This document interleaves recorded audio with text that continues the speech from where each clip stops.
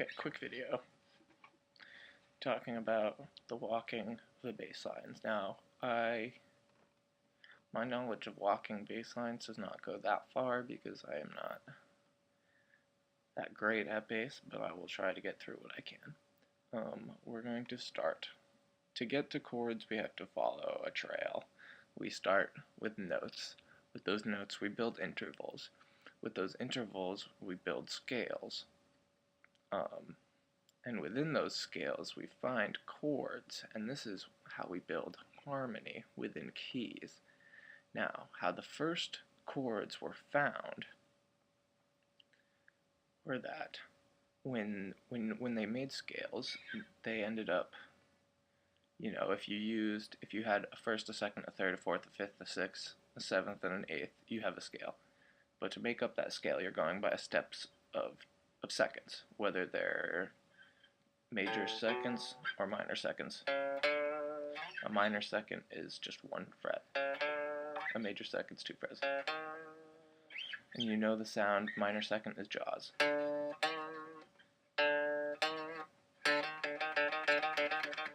And a major second's just the first note in a major chord, so that's easy to remember. So from there, I showed you that each note, we start on skipping notes, we get a chord.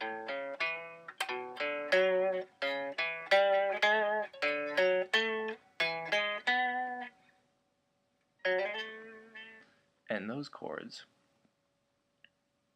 each chord will have a different quality, and they figured out once they made these chords over each scale, they realized that some of the chords were different. Like some had a raised third and some had a minor third in them, so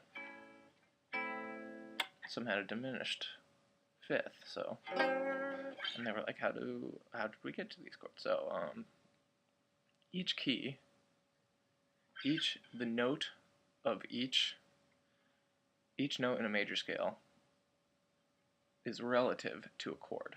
The first note is called the one chord, and it is a major chord. The second note is a minor chord. Third is minor. Fourth is major. Fifth is major. The sixth is minor. The seventh is diminished, and the octave is back to the major.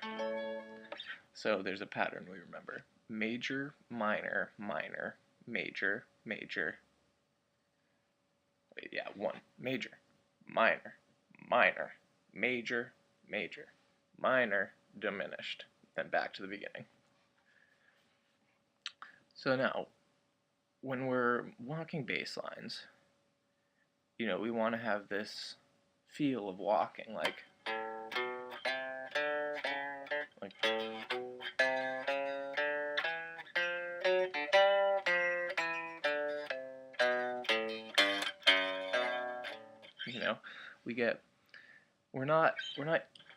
we're not making huge leaps like thirds, but we can be. So it's usually by a rhythm. You're thinking 1, 2, 3, 4. This is a simple dominant 7 arpeggio. Move to the next one for the blues.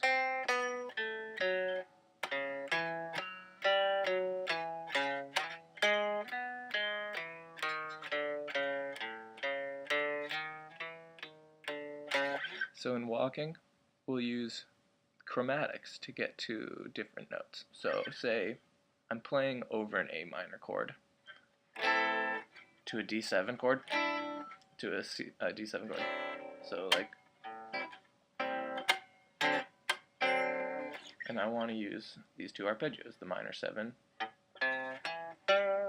and the dominant 7 here.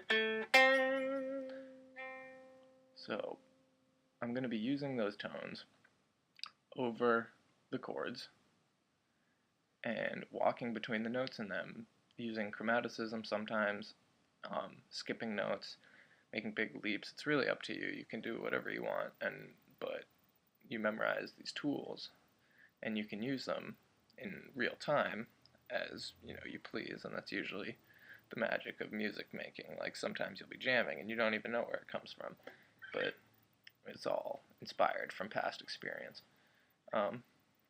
So I'm trying to get from this to this. These are the two roots of these chords, and I want to use this chord.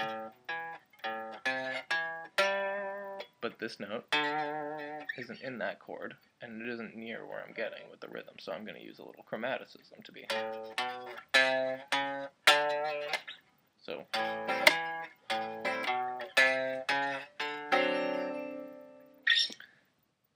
So that's the idea.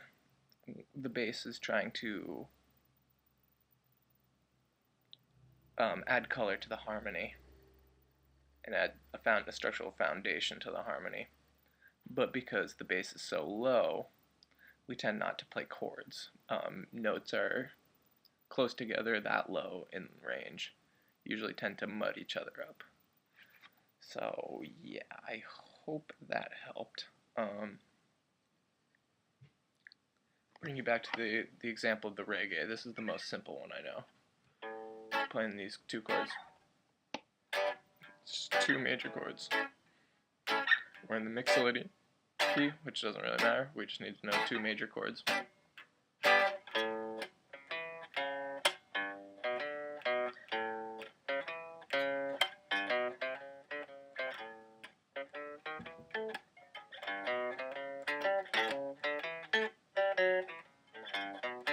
And I'm using these ideas, but I'm using a different rhythm. I'm using a reggae rhythm, but I'm still walking the bass line.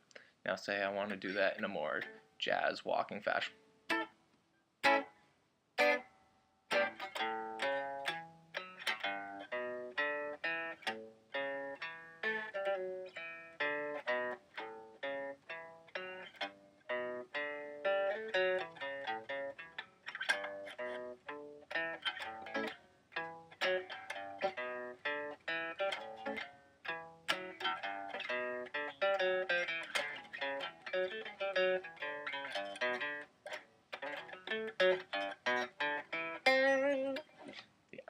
And you just, whatever, you get it.